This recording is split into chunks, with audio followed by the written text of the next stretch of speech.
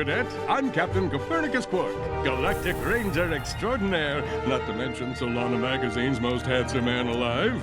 And that puny little furball is Ratchet, who's a lot more trouble than he looks. Trust me.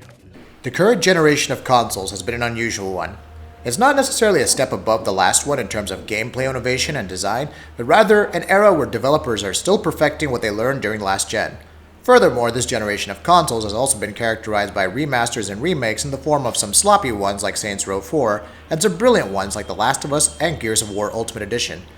But Insomniac Games' Ratchet and Clank is a different beast in its own right. It isn't exactly a remaster nor a remake, but it is a fully fledged reimagining based on the plot of the original while integrating modern gameplay mechanics that we have witnessed in previous games in the series. It also tightly integrates the plot from the upcoming animated movie and shouldn't be confused with 2002's Ratchet and Clank for the PlayStation 2. Ratchet and Clank games have always featured sci-fi visuals that somewhat rival those that we've seen in the movie developed by the likes of Pixar. The moment you start playing the game, you can't help but wonder how close this title's visual quality comes to modern animated films. The game features over 60 minutes of in-engine cutscenes and around 20 minutes of footage from the movie, which have been meticulously crafted to capture the essence of the long-running series. The game features a variety of locations, each of them dazzling with intricate details and amazing lighting effects that are a testament to the PlayStation 4's graphical prowess.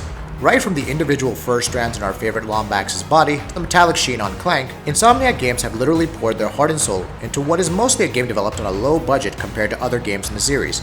The reimagining is by far one of the best looking games on the PlayStation 4. It's not Uncharted 4, and it's certainly no match for the Order 1886, but the graphics remain true to the series' roots. If Insomniac Games have left no stone unturned in the graphics department, they've also made sure that this is a Ratchet and Clank title in gameplay as well. As mentioned above, the game features several gameplay mechanics that have been utilized in the more recent entries in the series. Several RPG mechanics such as health and weapon upgrades return in the game. Players will be able to use Raritanium to not only upgrade weapons, but also holo cards. These cards can be collected during the game's playthrough, and they're different for different weapons and planets. They're not used to unlock weapons in the game, but they can affect the Raritanium and bolt drop rates, improving Ratchet's wrench strength and a host of other things. The weapon upgrade system is largely similar to previous entries, and each of them can be upgraded to improve their rate of fire, bonus bolts, the area of effect, impact of damage, and so on and so forth. You can also use this upgrade system to unlock the rate at which you find holo cards. Overall, the system will feel largely similar to veterans of the series, and it goes to show that developers don't necessarily need to fix something when it's not broken. And it wouldn't be an Insomniac game if it didn't have crazy over-the-top weapons. Let's begin by mentioning the Pixelizer, which as the name suggests will turn your enemies into 8-bit pixels. You can use the Pyrocider to burn your enemies or fusion grenades to simply blow them away. Then there are some old classic gadgets like the Groovatron which make your enemies dance, giving you the perfect opportunity to take them down. The in-depth weapon and gadget system and the RPG-like progression and upgrading features go a long way in encouraging the player to collect more bolts, find Raritanium, and holo cards. You'll also be able to play as Clank in the game, and all of these sections are short and sweet that give the player a break from the heavy action sequences when Ratchet is involved.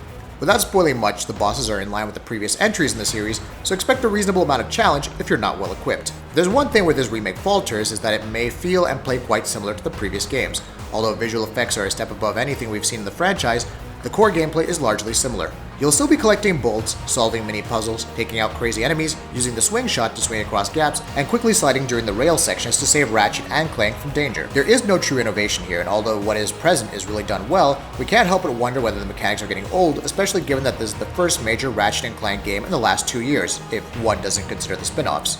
We also came across a few technical issues like frame rate drops, but honestly, you won't even notice them, and in these instances are very rare. Overall, Ratchet and Clank is a nostalgic experience. It features a fairly long campaign, excellent and funny voice acting, top-notch production values, and a ton of things to unlock, upgrade, and collect.